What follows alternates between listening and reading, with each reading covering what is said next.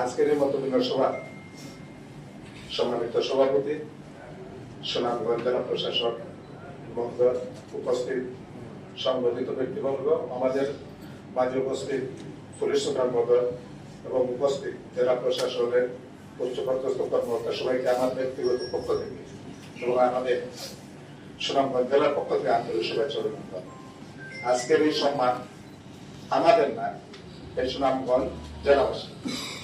তাই আগামীতে এই সম্মানটা যাতে আমরা জনপ্রতিনিধিরা ফিরে রাখতে পারি, বিগত 12 ফেব্রুয়ারি নির্বাচন যে সফলতা এবং শান্তির শৃঙ্খলার মাধ্যমে আপনারা এই অনুষ্ঠিত হয়েছেন, আবারও আমরা পক্ষ থেকে এই নির্বাচনে সফল করার জন্য আন্তরিকভাবে ধন্যবাদ।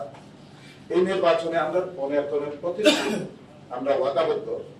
এই হাওড় অঞ্চল, সুনামগঞ্জ জেলাটি হাওড় অঞ্চল, পাশাপাশি ইদানিং আমরা দেখতেছি মাদক খুব প্রকটভাবে জিনিসটা আমরা ওয়াদাবদ্ধ। এই সুনামগঞ্জ থেকে এই মাদকটার উচ্ছেদ করা, সন্ত্রাস আছে বিভিন্ন জায়গায়, চাঁদাবাজি আছে, এগুলা নির্মূল করা, এগুলো আমরা ওয়াদাবদ্ধ।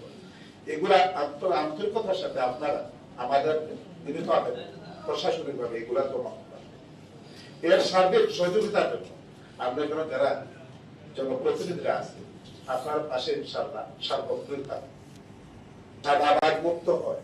আর উন্নয়নের প্রতিশ্রুতি আমাদের গভর্নমেন্ট, আমরা তার নেতা তারেক রহমান দিয়েছে, যাতে তৃণমূল পর্যায়ে যাতে আমরা এর মাঝে আমাদের প্রতিশ্রুতির একটা হলো গিয়া ফ্যামিলি কার্ড।